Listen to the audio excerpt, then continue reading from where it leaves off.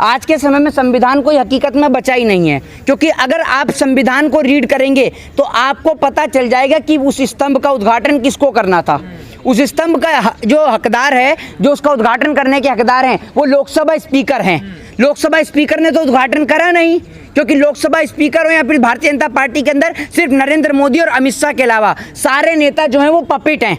वो कोई बोलने का काम नहीं करते हैं, सिर्फ पपेट हैं वो लोग। जो मोदी जी कहेंगे, जो अमित शाह जी कहेंगे, वही वो लोग काम करेंगे। तो इन लोगों ने संविधान की धज्जियां उड़ाकर रख दी हैं। संविधान इनके लिए कोई मायने नहीं रखता। संविधान सिर्फ आज कागजों के अंदर रह गया है। आप इस देश के अंदर लोकतंत्र की बात करें तो लोकतंत्र भी सिर्फ कागजों के अंदर बचा है, वरना आप बोल के देख लीजिए सरकार के विरोध में, उठा के सीधा जेल में बंद कर देंगे। करा ना, अग्निवीर के लोग जब प्रदर्शन कर रहे थे, लगा दी धारा 144, उनका मुंह बंद कर दिया। किसान के ऊपर किस तरीके से इन्होंने आंसू गैस के गोले छुड़वाए, आप देखते ही हैं। इस देश के अंदर कोई भी व्यक्ति हो, जब हाथरस में उस बेटी के साथ बलात्कार हुआ और विपक्ष के नेता मिलने के लिए जा रहे थे तो उन पे भी लाठी और डंडे खूब बजवाए, इन्होंने जम के लाठी और डंडे बरसवाए इन पर। तो आप देख लीजिए, लोकतंत्र सिर्फ आज के दौर में किताबों के अंदर बचा है। दूसरी बात ये कि भारतीय जनता पार्टी के नेता इतने बेशरम भी हो सकते हैं, ऐसा मैंने कभी सोचा नहीं था, कभी जिंदगी में नहीं सोचा था। इस देश के अंदर महंगाई इतनी चरम सीमा पर है कि इस देश के अंदर हर कोई व्यक्ति जानता है महंगाई है, लेकिन वित्त मंत्री जी न जाने कैसे बोल देती हैं, उनको शर्म नहीं आती है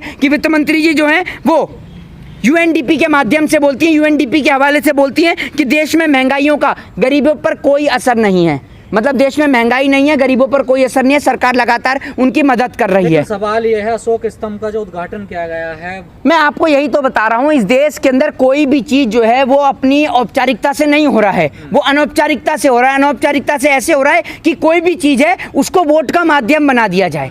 अशोक स्तंभ कोई वोट का माध्यम नहीं है। दूसरी बात यह कि अशोक स्तंभ आप देखते हैं कि वो जो है बुद्ध का प्रतीक है, ठीक है ना। तो आप उसमें देखेंगे, जब अशोक स्तंभ के बारे में आप रीड करेंगे देश के संविधान में, कॉन्स्टिट्यूशन में, इसीलिए उसका जो उद्घाटन है वो लोकसभा स्पीकर के द्वारा रखा गया है, ना कि प्रधानमंत्री के द्वारा। उसकी भी कुछ गरिमा है, क्योंकि वो कोई राजनीतिक पद का स्तंभ नहीं है।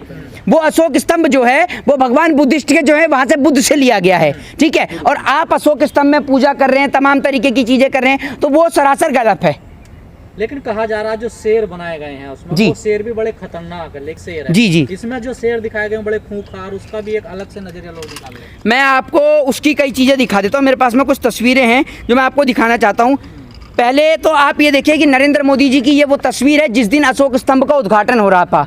इस देश के अंदर चंद मिनट पे कपड़े बदलना तो कोई इनसे सीखे। देश की जनता के पास पहनने को 2 वक्त के कपड़े नहीं है, खाने को 2 वक्त की रोटी नहीं है, लेकिन अशोक स्तंभ के फोटो शूटेज में और अशोक स्तंभ के उद्घाटन में 2 बार मोदी जी कपड़े बदलते हैं। आप ये देख लीजिए, ये फोटो आप सभी लोगों के सामने है। ये अशोक स्तंभ की फोटो है जिसमें एक फोटो में लाल कलर का कुर्ता, व्हाइट कलर का कुर्ता पजामा पहन रखा है, पहले वाली फोटो देखिए। उसके बाद दूसरी फोटो में जनाब ने जो है वो नीले रंग के, आपने देखा व्हाइट के ऊपर नीले कलर की पट्टी और पहन ली है।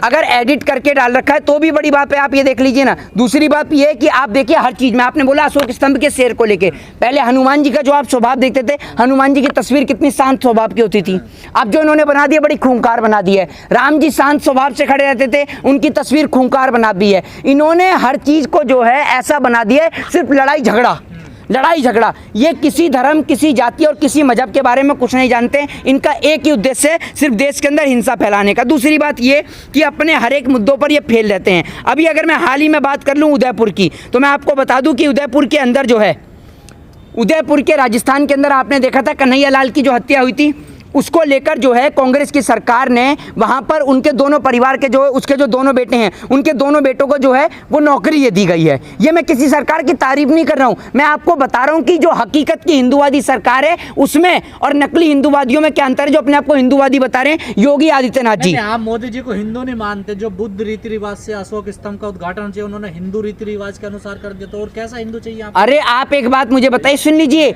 वो हिंदू रीति रिवाज से नहीं हुआ है, वो हिंदुओं का वोट पाने के लिए हुआ है, आप ये समझ लीजिए। और बात कर रहे हैं आप बुद्ध रीति रिवाज से, क्या बुद्ध क्या हिंदुओं से अलग है?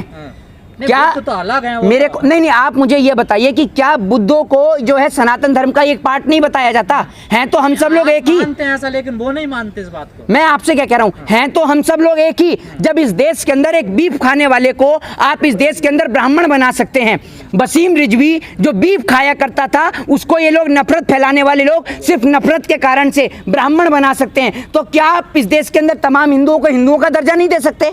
इस सवाल का मुझे आप जवाब दे दीजिए। तो कह रहे दूसरी हैं बात, हिंदू हैं। नहीं, आप एक मिनट, आप मुझे बता दीजिए, अगर सब लोग हिंदू हैं तो आप मुझे ये बता दीजिए। और आपने बात करी ना कि हिंदुओं की ये तो हिंदुओं के हितैषी सरकार है, तो मैं आपको उसी का जवाब दे रहा हूँ और आप ही के तरीके से दे रहा हूँ। आप ये देख लीजिए, राजस्थान में कन्हैया लाल के दोनों बेटों को कांग्रेस ने सरकार के राहत के तहत नौकरी दे दी गई है। एक को कोष कार्यालय उदयपुर में कनिष्ठ सहायक का पद दिया गया है। अब बात कर लेते हैं योगी जी की।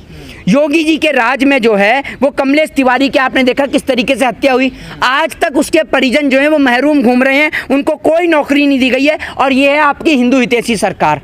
आप ये देख लीजिए, ये सिर्फ इस देश के अंदर हिंदुओं की हत्या करवाने के लिए, और आप ये डाटा उठा लीजिए, सबसे ज़्यादा हिंदुओं की हत्या भारतीय जनता पार्टी के राज में हुई है। और उन हिंदुओं के अंदर मैं दलितों को भी ऐड करता हूँ, ब्राह्मणों को भी ऐड करता हूँ, शूद्र को भी, वैश्य को भी, क्षत्रिय को भी। मेरी नज़र में सभी लोग हिंदू हैं जो दिवाली मनाते हैं, जो होली मनाते हैं, जो माँ काली की पूजा करते हैं, जो देवी देवताओं की पूजा करते हैं, वो सभी लोग हिंदू हैं। मोदी जी कोई भी काम करते हैं विवादों में जरूर घिर जाते हैं। मोदी जी का काम ही विवाद है। मोदी जी का नाम बदल के, तो मोदी जी को नाम बदलने का बहुत शौक है, मोदी जी का दूसरा नाम विवाद का रख देना चाहिए। ये विवाद ही उत्पन्न करते हैं।